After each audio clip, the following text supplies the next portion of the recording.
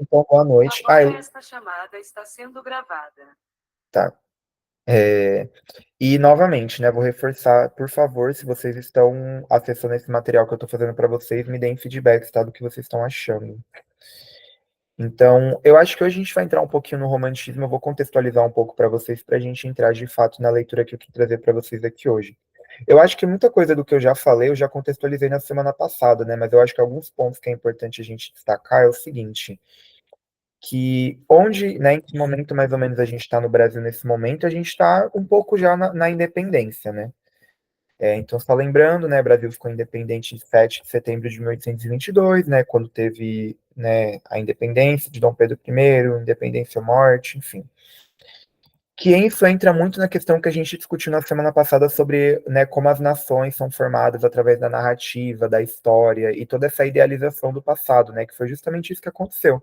Porque uma coisa que a gente não percebe quando a gente vai estudar a história do Brasil é que a gente teve uma série de incoerências, assim, né? Porque a ideia, quando a gente fala de uma independência de um país, principalmente naquela época, a ideia é que justamente você tirasse não só a questão, né, de uma colônia, porque a gente era colônia, mas que você tivesse uma independência também na política, ou seja, né, aqui a gente era muito dependente ainda das metrópoles, né, no nosso caso a gente era muito dependente de Portugal. E a ideia era, né, você instaurar uma democracia, né, que tivesse a divisão dos três poderes, né, que é completamente influenciada pelo iluminismo que a gente viu na semana passada, e acho que vocês já estão vendo em história. Só que aqui no Brasil é um pouco diferente. Por quê? Primeiro, porque quem proclama a independência do Brasil é um português, né, que é o próprio príncipe Dom Pedro. E ele continua sendo rei do Brasil depois que tem a independência. Você tem a divisão dos três poderes, só que aqui no Brasil não é três poderes, é quatro poderes. Né? Você tem o executivo, você tem o legislativo, você tem o judiciário, você tem o poder moderador, se eu não me engano, acho que esse era o nome. Que quem era o poder moderador era justamente o rei que controlava os outros três poderes, né? Então, enfim. Assim, em teoria muito grande, porque assim, uma coisa que tem que ser registrada, os iluministas, né, os filósofos europeus, a maioria deles não pregava contra o fim da escravidão nas colônias, né? Mas a ideia era que você tivesse o fim da escravidão com a independência do Brasil, que não foi o que aconteceu, né? Inclusive, a escravidão demorou ainda muito tempo para acabar. Tipo, considerando que a escravidão acabou em 1888 e o Brasil ficou independente em 1822, a gente teve mais ou menos ainda uns 60 anos de escravidão no Brasil, tá? Fala aí, Pedro. Foi o Dom Pedro II que declarou a independência, né? Ou Isso. foi. Ah, beleza. Nossa, eu tô me sentindo um Zé agora por eu ter que confirmar essa informação. Nossa, porque faz muito tempo que eu não. Mas foi. Não, calma aí. Deixa eu confirmar para não falar besteira. Dom Pedro I, perdão, gente. Agora que eu lembro, Dom Pedro II foi o que viveu aqui no Brasil ainda há muito tempo depois. Que eu acho engraçado que o Dom Pedro I, ele é meio que uma Rainha Elizabeth da vida, né? Porque você tem quadro dele quando ele era criança, mas quando ele morreu já tinha fotografia, então, tipo, tem uma foto dele velho. Mas, perdão, Dom Pedro I, que proclamou a independência. Desculpa, desculpa, desculpa. Então, assim, eu acho que uma coisa que a gente tem que entender antes da gente entrar no romantismo de fato também é a popularização do gênero romance, né? Romantismo, romance. Quando a gente fala de romance, a gente está falando de um gênero literário, né? Igual conto, igual a novela, igual a crônica, enfim, o próprio poema, né, se a gente pensar na literatura, porque na época a gente vai ter um surgimento muito importante na tecnologia mesmo assim, né, do ser humano, que é a prensa, que eu tô caçando aqui a imagem para mostrar para vocês.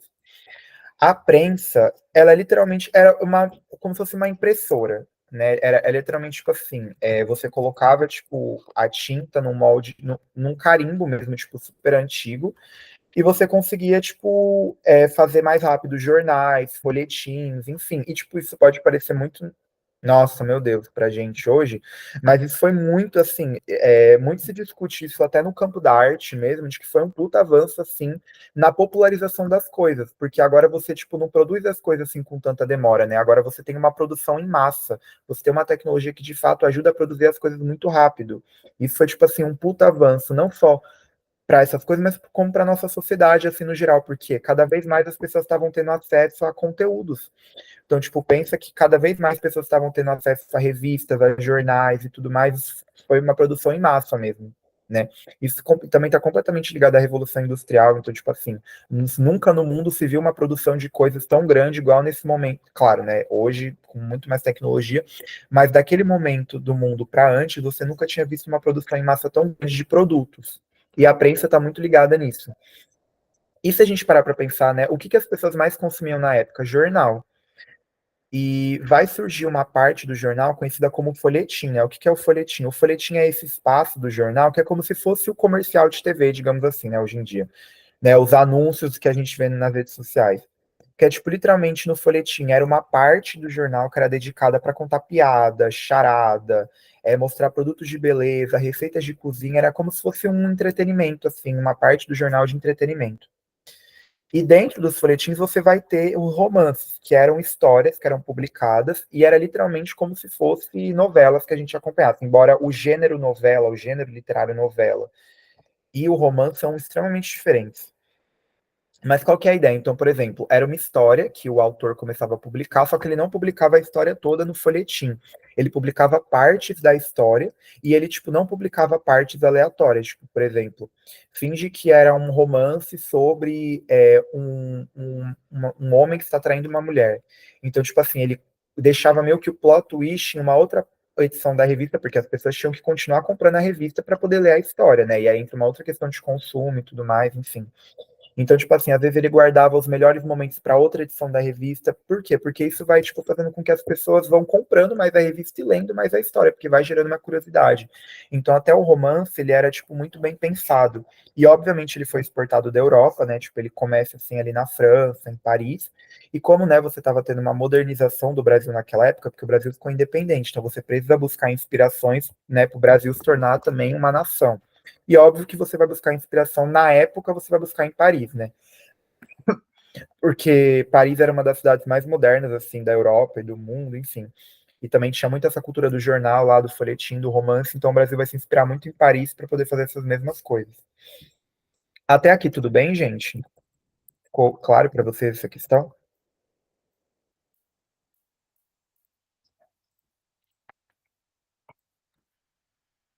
Tá, então. Mais ou menos, porque Vai, diz aí. foi a partir dessa máquina que foi, foi importante para o romantismo? Ela teve algum impacto no romantismo? Eu Então, fiquei meio eu acho que é importante a gente entender o seguinte, que o gênero, porque assim, quando a gente está falando de romantismo, a gente está falando que é um momento em que se produz muito romances, o gênero literário romances. E o romance, ele não era muito popular naquela época, e ele começa a ganhar essa popularidade nesse momento, porque ele começa a aparecer mais nos jornais, né, nos folhetins, né, porque o jornal também houve uma época que não existia jornal, né, então ele surge e tudo mais, você começa a ter essa popularização do jornal. E por que que o jornal ele fica tão popular? Por causa que a prensa permite com que você comece a produzir jornais em massa. Então fica muito mais fácil do que você ter que fazer um jornal à mão. Entende como tudo isso vai se relacionando? Não sei se fez mais sentido agora para você. tá bom. Foi mesmo? O time tá segurança ainda, se tá bom. Vou ficar de boa. Ah, deu para entender, e foi a partir disso que a gente conseguiu produzir histórias mais voltadas para o romantismo. Eu acho que não pensar só no romantismo em si. Isso foi uma das coisas que ajudou, mas não foi a única. Mas eu acho que é importante saber que, tipo, que foi com a prensa que se popularizou mais os jornais e o romantismo foi ótimo. O romance foi se popularizando porque ele ficava dentro dos próprios jornais, entendeu? Entendi. E assim, quando a gente fala de popularização, é claro que a gente também tem que fazer um recorte muito grande, né? Porque a gente estava lidando com um país em que as pessoas eram completamente analfabetas, tá? Você não, por mais que o Brasil fosse independente, você também não tinha essa preocupação, estamos independentes, então vamos dar escola para todo mundo. Não. Até porque, para você ter noção, até as mulheres, geralmente de posições mais altas da sociedade, também não sabiam ler e escrever, porque, né, porque era uma sociedade que não valorizava, né, com que a mulher tivesse, isso não era importante para ela, porque a mulher ela tinha que cuidar da casa, dos filhos, enfim. Fica muito mais popular, né? Mais pessoas começam a ler jornais, com certeza, mas de quais pessoas nós estamos falando também, né? Então fica aí esse questionamento. E aí, só passando uma pincelada assim rápida no romantismo, acho que quando a gente fala de romantismo, eu gosto de trazer sempre essa pintura para fazer a gente pensar, que ela se chama Eu não vou saber falar em alemão, porque é um quadro alemão, mas em português é traduzido como Caminhante sobre o Mar de Névoa, que ele foi pintado por um alemão chamado Caspar David. Por quê? Porque quando a gente está vendo essa, né, pode só parecer um homem encarando um horizonte, mas eu acho que isso reflete muito a escola do romantismo em si. Quando a gente fala de romantismo, a gente está falando de um momento na arte, né, porque, novamente, o romantismo não acontece na literatura, tem na pintura, na música, igual ao barroco, tem na arquitetura, enfim. A gente está falando de uma escola que valorizava muito o sentimentalismo e a emoção da vida. Tipo assim, a vida é muito emocionante, sabe? Nós temos que idealizar a vida ao máximo. Então a gente vai usar muita palavra para explicar as coisas, tipo assim, ai, a vida é como um morango muito doce, sabe? Você ficar usando esses adjetivos, você fala muito de natureza e você tem que idealizar a vida ao máximo, sabe? E aí quando a gente tá vendo esse quadro, a gente tá justamente vendo, tipo, essa sensação de que é um homem, tipo, contemplando literalmente um horizonte, um mundo todo. Então tem muita essa ideia também do romantismo ser uma escola que vai ter histórias de muita bravura, de heróis que enfrentam as coisas, idealizam a vida ao máximo, muitas histórias de amor muito dramáticas. Então, o romantismo ele era muito sentimentalista. Né? Então, o artista ele não tem que colocar limite no seu imaginário. Né? Então, né, vamos pensar, né, a única lei da criação é que ela não tem lei alguma. Né? Então, ele vai muito atrás dessa questão do mistério, do sonho. Então, vamos pensar também que a gente estava vivendo numa época do mundo em que você estava valorizando muito a razão, né? A razão, nós temos que pensar sempre racionalmente na ciência e tudo mais, mas o mundo também não pode ser só pautado na ciência. Ele também tem que ser pautado nas emoções, nos sentimentos, porque é isso que torna, né, o ser humano também um ser humano, né? Então, vai ter vertentes do romantismo que vão levar isso ao extremo, né? Então, tipo assim, você tem um amor tão grande pela vida que às vezes você sente até desejo de morrer, então você vai ser ligado à morte, à doença. Mas isso também já é um outro assunto que a gente pode falar melhor nas próximas aulas. Mas eu acho que a ideia que vocês têm que entender no momento é que o romantismo ele tem muito essa ligação à idealização da vida e de literalmente ser romântico. Eu acho que trazendo um exemplo para vocês que eu vou trazer daqui a pouco vai ficar mais claro, mas até aqui também tudo bem para vocês? Novamente, se ficar muito confuso, o material escrito que eu fiz a parte para vocês também está bem explicado lá, mas é importante, claro, que vocês entendam agora, né? E a gente pode ir conversando em relação a isso, mas até aqui tudo bem?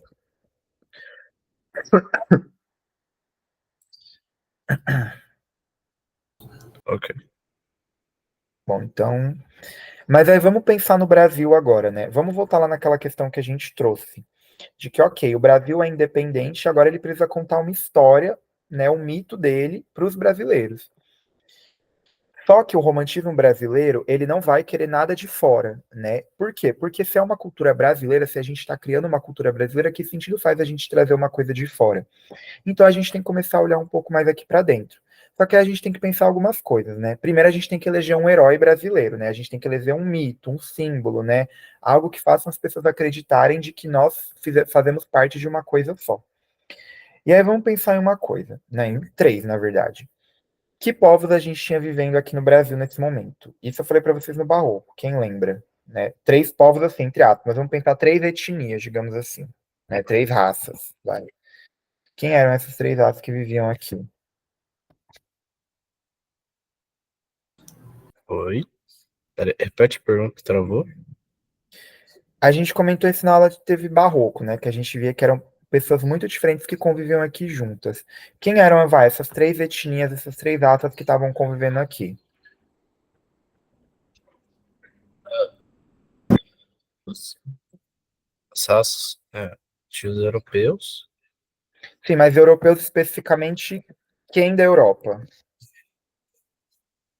brancos, Sim, brancos de qual nação, vai?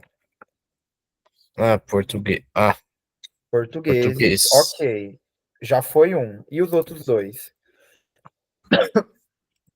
os indígenas, Indígenas, né? Que eram muito diversos, né? Mas a gente coloca na etnia, né? Acaba colocando na mesma. E os outros, os últimos. seria africano, Pessoas de vários países da África, né? Mas pessoas pretas, né? Indígena, preto e branco. Só que, vamos pensar uma coisa: os portugueses, eles não eram brasileiros, né? Tipo, eles não vieram do Brasil, eles vieram da Europa. Então não tem como você colocar o português, né? Embora eu ache isso ótimo de que Dom Pedro I é um símbolo brasileiro, mas ele nem brasileiro é, né? Ele é português. Mas enfim, ele não podia ser escolhido como um símbolo representante do Brasil no momento. Os africanos também não ia dar muito certo, primeiro porque o Brasil era racista, né? Já começa por esse pequeno ponto. E segundo porque eles também não eram considerados brasileiros, né? Eles não nasceram aqui, eles foram trazidos. Então vai sobrar para os indígenas, né? Então você vai ver nessa primeira fase, né? Porque o romantismo ele tem muitas fases, mas você vai ver um indianismo muito forte, né? A palavra é literalmente essa. Então são histórias sobre indígenas. Por quê? Porque o indígena ele é o verdadeiro brasileiro, né? É muito ainda aquilo que a gente vê de que a família tradicional brasileira, né? Que é tipo uma família de indígenas. Eu acho muito engraçado esse meme, como as pessoas levam isso muito a sério. Por quê? Porque eram pessoas que já estavam aqui antes de todo mundo chegar. Então, eles eram os verdadeiros brasileiros, os verdadeiros donos das terras. Então, é muito importante, eita, ficar claro para vocês que nesse momento que a gente está vendo agora, a gente vai ver muitas histórias de indígenas, porque eles são os verdadeiros brasileiros, porque você precisa criar um símbolo nacional e tem que ser um símbolo brasileiro. Não faz sentido você pegar símbolos com pessoas que não estão aqui. Então, é importante que vocês também entendam esse contexto do indianismo. Isso também ficou mais claro para vocês? Inclusive, é um momento na escola que a gente vê bastante, né? Porque os professores pedem que a gente leia muito essas histórias. Então, eu mesmo li, então não sei se vocês chegaram a ler também.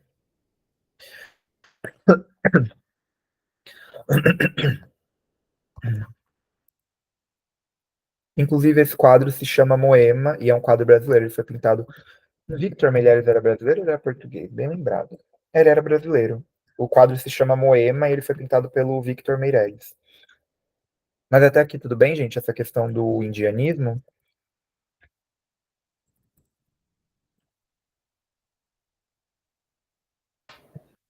Pera aqui. Tá, então eu estou acreditando em vocês. E aí a gente vai entrar na obra que a gente vai ver de fato, né? Que, enfim, mas antes eu vou mostrar uma foto dele para vocês, do José de Alencar. Vocês já ouviram falar de José de Alencar, inclusive? Alguém não conhece? Vocês têm uma foto melhorzinha dele?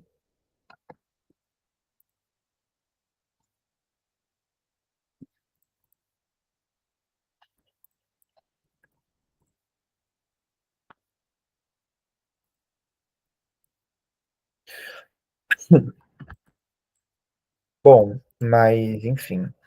O José de Alencar, ele foi um escritor brasileiro, né? Ele nasceu no Brasil de fato, então já dá para a gente começar a falar de uma literatura brasileira, né? Porque, né, lá no Barroco, né, por mais que o Gregório de Matos ele ficou a vida toda no Brasil, eu acho que ele não nasceu no Brasil, nem lembro. Mas, né, muita gente vai considerar o Barroco ainda como uma escola não brasileira, porque, né, muita gente, por exemplo, é de Portugal, mas aqui a gente está falando agora de autores que nasceram no Brasil. Só mostrando aqui para vocês, mais ou menos, esse era o Brasil em 1830, né, quando José de Alencar nasceu. Tem umas coisas meio diferentes, né, tipo, por exemplo, ainda não tinha o Acre, mas essa unidade aqui você já tinha como Brasil, vai. E ele nasceu no Ceará, inclusive, né, em Fortaleza. Então, e ele vai escrever, tipo, vários livros, né, ele vai escrever o Iracema, que a gente vai ver hoje, ele escreveu o Guarani, que eu deixei para vocês no resumo escrito, se vocês quiserem ler. Ele escreveu o Uruguai também, que é conhecido como Birajara, que é conhecido como a trilogia indianista dele, né, então tem, sei lá, se o Capitão América e o Homem de Ferro tem trilogia de filmes hoje, também existem trilogias de livro, e o José de Alencar tinha a trilogia indianista dele, né? Porque cada livro você tinha protagonistas indígenas, né? E aí outra coisa que é bom a gente comentar também é que o indígena dos livros ele vai ser completamente estereotipado. E, né, então a gente nem pode falar que é uma literatura indígena. Primeiro, porque não são indígenas que estão escrevendo essa literatura.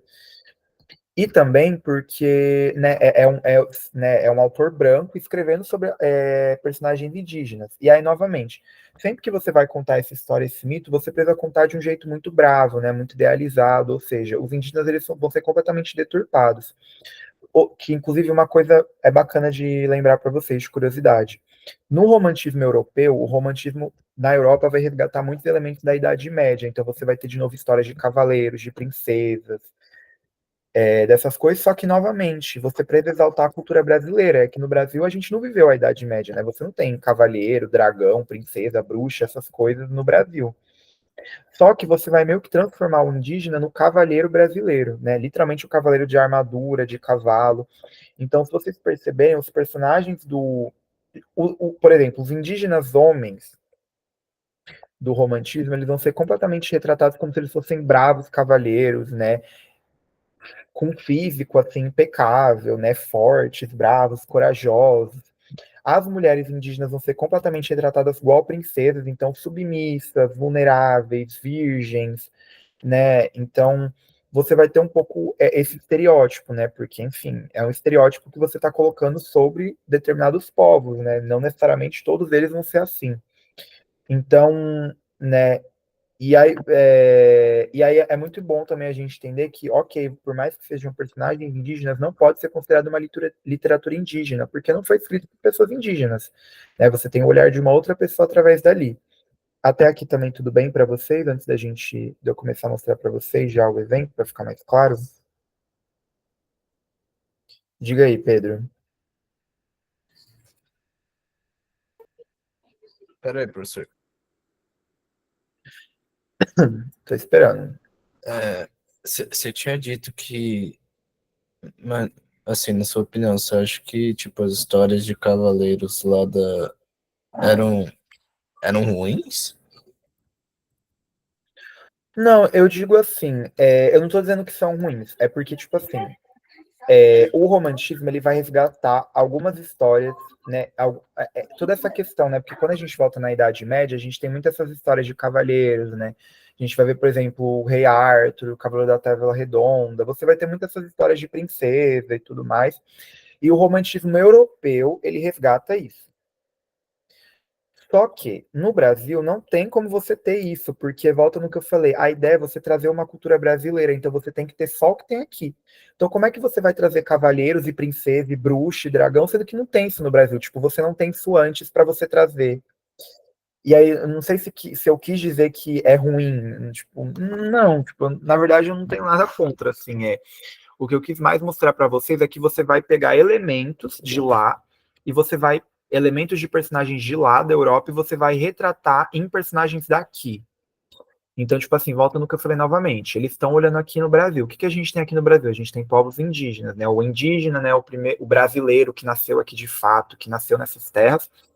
Só que você precisa criar esse personagem, né? E volta no que a gente falou, toda criação de nação tem uma narrativa, tem um mito, então você tem que criar uma história. Então você usa o molde, né? Como se o personagem, assim, o cavaleiro, a princesa, eles fossem moldes, e você aplica esses moldes nos personagens daqui. Não sei se ficou muito claro isso. Mas eu não quis parecer que eu tô falando que é bom ou ruim. Eu só tô apenas dizendo que eles pegam elementos de lá e eles trazem para cá. Não sei se fez muito sentido agora isso que eu falei. Ah, se é só isso, então tá bom, né? Mas assim, realmente, tipo, eu gosto de histórias assim. Não sei se foi ter dado a entender que eu não gosto. É apenas só que eles pegam esses elementos, né? E toda construção de personagem é, de certa maneira, um estereótipo, digamos assim, né? Mas, enfim, isso também já é outra discussão. Mas não quis dizer que eu, tipo, eu tô dando a meu, tipo, falando mal, assim, de certa maneira. Mas, enfim. E aí, eu trouxe o Iracema para a gente trabalhar. Eu confesso que é a primeira vez que eu estou trabalhando com o Iracema. Eu lembro que teve um ano que eu usei o Guarani, porque eu particularmente gosto mais do Guarani, mas eu acho o Iracema também interessante para a gente pensar. Eu não trouxe o romance em si, né, tipo, o texto para a gente ler, porque eu gosto muito de trabalhar, porque eu também trabalhei, acho que foi no retrasado, uma HQ que tem. Eu trabalhei a HQ do Guarani, mas tem a do Iracema também, que eu vou compartilhar aqui a tela com vocês. Eu acho mais bacana, porque as ilustrações elas ficam mais visíveis. E é uma coisa que afasta bastante, né? Porque o texto do romantismo, que também fica muito claro isso, é um texto muito difícil de ser lido hoje, porque é uma linguagem muito diferente, e também porque vocês vão perceber umas coisinhas que acho que faz, talvez, vocês entenderem essa questão do texto. Mas deixa eu compartilhar aqui a tela, mas é uma HQ do Iracema que eu deixei no Drive também, inclusive, se vocês quiserem ler depois a HQ, porque não vai dar pra gente tratar a história toda, porque outra característica do romantismo é que o romance são gêneros literários muito grandes. Então é coisa de tipo assim, tem seus romances de 50 e 70 páginas, mas é coisa de assim, em média, geralmente um romance tem 100 páginas pra frente, então é bem extenso. E a gente trabalhar isso em aulas de 40 minutos é meio complicado, né? Então eu vou trazer algo que alguns trechos interessantes, a gente não vai conseguir terminar tudo hoje, mas a gente vai conversando nas próximas aulas, porque a gente vai falar bastante romantismo ainda, tá? Tipo, ele não acaba aqui. Essa HQ do Iracema, ela é bem bacana, ela é ilustrada pelo André L. Blank. Se eu não me engano, ele é um ilustrador haitiano, mas que ele também já fez algumas ilustrações para DC. Acho que ele foi assistente de algum editor da DC e ele também fez umas outras ilustrações brasileiras. E o traço dele, eu acho que também é bem bacana para a gente entender o romantismo, porque, né, novamente, o romantismo ele idealizava muito os personagens e as coisas. Então, tipo, ver esse traço assim mais de HQ, bem desenhado, eu acho que também flerta bastante com esse conceito do romantismo. Então, eu vou ler o primeiro parágrafo aqui para vocês, e aí eu vou comentando um pouquinho da história e pincelando para vocês, tá? Mas aqui é a capa. E aqui tem, né? É uma HQ bem antiga, tá? Parece, porque tem essa vibe mesmo de HQ antiga. Então, aqui a gente tem a primeira parte, e a gente tem a Iracema aqui, e, tipo, o texto da HQ é exatamente o mesmo do romance, tá? Então, não muda, tá? E a ideia é que não mude mesmo para a gente entender melhor como era o texto desse momento, mas eu vou ler aqui. Então, muito além daquelas. Acho que eu vou deixar até em tela cheia para ficar melhor. Vocês conseguem enxergar bem assim, gente? Porque eu também fico dando zoom com medo de vocês não estarem enxergando, mas acho que vocês conseguem dar zoom pelo celular, tá tudo bem? Ou eu. Qualquer coisa eu posso dar mais um, tá? Vocês me avisem. Então, essa é a primeira parte, né? Muito além daquela serra que ainda azula no horizonte, nasceu Iracema. Iracema, a virgem dos lábios de mel, que tinha os cabelos mais negros que a asa da graúna, e mais longos que seu talhe de palmeira. Mais rápida que a ema selvagem, a morena virgem corria o sertão e as matas do Ipu, onde campeava sua guerreira tribo, da grande nação Tabajara. O pré-gracil e nu, mal roçando, alisava apenas a verde pelancia, que vestia a terra com as primeiras águas. Então, eu queria que vocês fizessem os primeiros comentários de vocês, o que vocês acharam em respeito à linguagem, de como é o texto batido, assim, para a gente conversar um pouquinho sobre isso. Ele detalha bem, tipo, tanto a aparência e o ambiente que ela se encontra. Acho que são os detalhes do romantismo que tende a detalhar bem as coisas. Uhum. Isso pode. É que eu não sei se é algo específico do romantismo, mas ele tende a descrever muito bem a situação para dar mais detalhes e talvez impactar o autor, o leitor, no caso. E quem mais?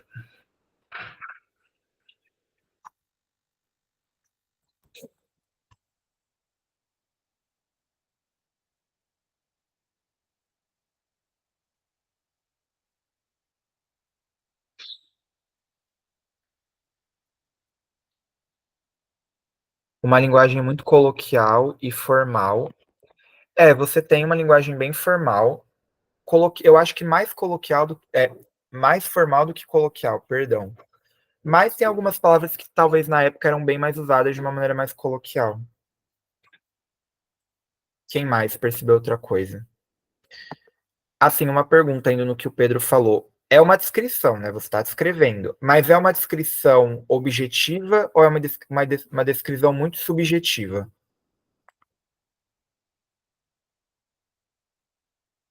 Você perguntou para mim? Quem quiser responder, fique à vontade.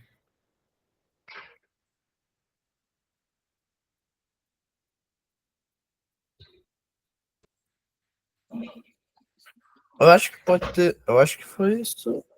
É que ele descreve, mas ele faz comparações, né? Eu não sei.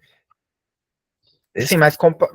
então, por exemplo, ó, Iracema, a virgem dos lábios de mel, que tinha o cabelo mais negro que a asa da graúna, graúna é uma ave, e Uhum. cabelos mais longos que o talhe da palmeira, né, que é a folha da palmeira. Uhum. Ah, acho que é o objetivo. Acaba que a. Eu entendo essa linha de raciocínio de você ter falado objetiva, mas acaba que é muito subjetiva, porque isso é uma característica também muito bacana do romantismo, que é a relação com a natureza, né? Tipo, os personagens, eles têm um estado psicológico que reflete muito na natureza, né? E que Buliu é isso que eu tô falando. É meio que aquele quadro que eu trouxe para vocês de exemplo. Então, tipo assim, a natureza não tá ali só existindo, né? Tipo, a graúna não tá só voando, o talhe da palmeira não tá só lá enfeitando a natureza. Tipo, o cabelo dela é mais longo que uma folha de palmeira, né? O cabelo dela é mais preto que a asa de uma graúna. Então você percebe como ele vai pegando a natureza, que é uma coisa de fora, é uma coisa externa à personagem. A história nem é sobre a natureza, é sobre a personagem, mas ele pega elementos da natureza e mistura isso com a personagem, né? E isso, de certa maneira, você constrói a personagem junto com a natureza. Eu não sei se ficou muito claro isso para vocês, mas é essa ideia do romantismo de você ter essa relação muito direta com a natureza. Então a natureza não está ali só existindo, ai, o sol se pôs, a lua veio e aí veio o dia de novo.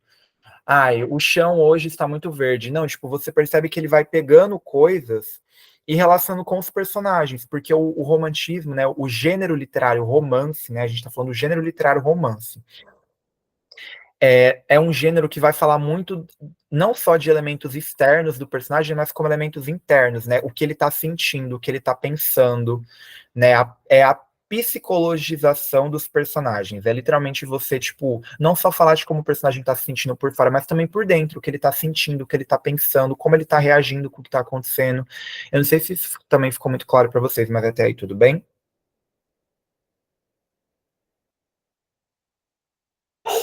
Ok. E aí eu também, para encerrar, né, porque a gente literalmente leu a primeira parte, eu vou só dar uma contextualização para vocês. Eu vou ler essa última parte aqui, eu vou dar uma contextualização da história e a gente volta na semana que vem, tá? Mas eu vou tentar ir rapidinho. Então, um dia, ao pino do sol, ela repousava em um claro da floresta. Iracema saiu do banho, o alforjar da água ainda roreja, como a doce mangoba que coroa em manhã de chuva, né? Então, percebe novamente como vai pegando as coisas da natureza e misturando em como ela estava. Rumor suspeito que doce harmonia da cesta. Ergue a virgem os olhos, que o sol não deslumbra, sua vista perturba-se. Diante dela, a todo contemplá-la, está um guerreiro estranho. Se é um guerreiro e não algum mau espírito da floresta. Então, tudo isso está explicando, né, que do nada aparece alguém e ela fica assustada. Foi rápido como olhar o gesto de Iracema. A flecha embebida no arco partiu. Gotas de sangue borbulham na face do desconhecido. De primeiro impacto, a mão lesta caiu sobre a cruz da espada, mas logo sorriu, né? Então ela atingiu uma flecha, mas não chegou a acertar tão forte nele. A virgem lançou de si o arco e correu para o guerreiro, sentido da mágoa que causara.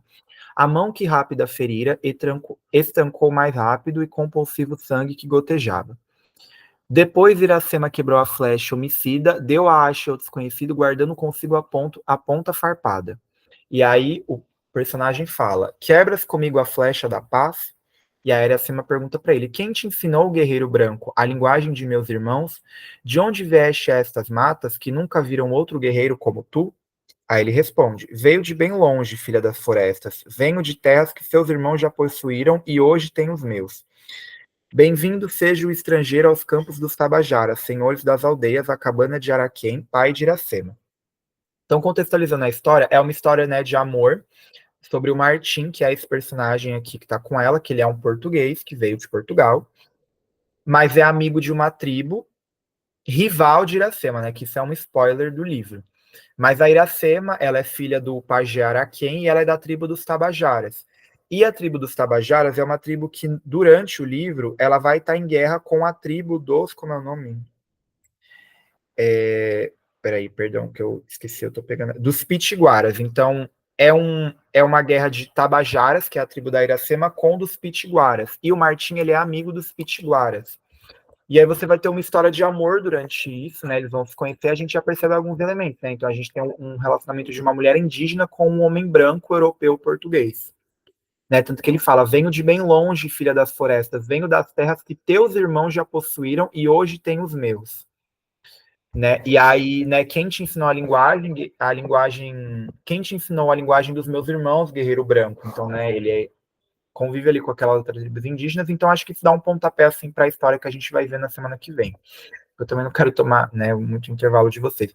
Mas eu acho que assim, vocês conseguiram pegar as principais ideias assim do romantismo, que eu acho que já traça assim um dos objetivos da aula de hoje, né, que eu acabei não colocando para vocês, mas eu acho que a ideia é a gente entender um pouco essas características, é importante a gente fazer essa contextualização, porque acaba que realmente é uma linguagem muito difícil, muito idealizada, né, você percebe que, tipo assim, fica parágrafo só explicando que ela tirou uma flecha nele. Mas é importante a gente entender por que que se estava tendo muito esse tipo de linguagem, qual era o objetivo do romantismo, eu acho que talvez isso ajude a gente a destrinchar um pouco mais a leitura do livro. Mas ficou claro para vocês, assim, o momento, o romantismo, as características. O romantismo no Brasil, né, que ele é muito diferente do romantismo europeu, então é importante também que vocês saibam fazer, né, tipo, essa distinção não é importante saber do europeu, né, é importante saber pelo menos do nosso, mas tudo bem, gente? Tranquilo? Então eu acho que é isso. Deixa eu até parar a gravação para não esquecer. Mas então, novamente, se alguém tiver o interesse de ler, continuar lendo a história ao longo da semana, né, é uma HQ bem rápida,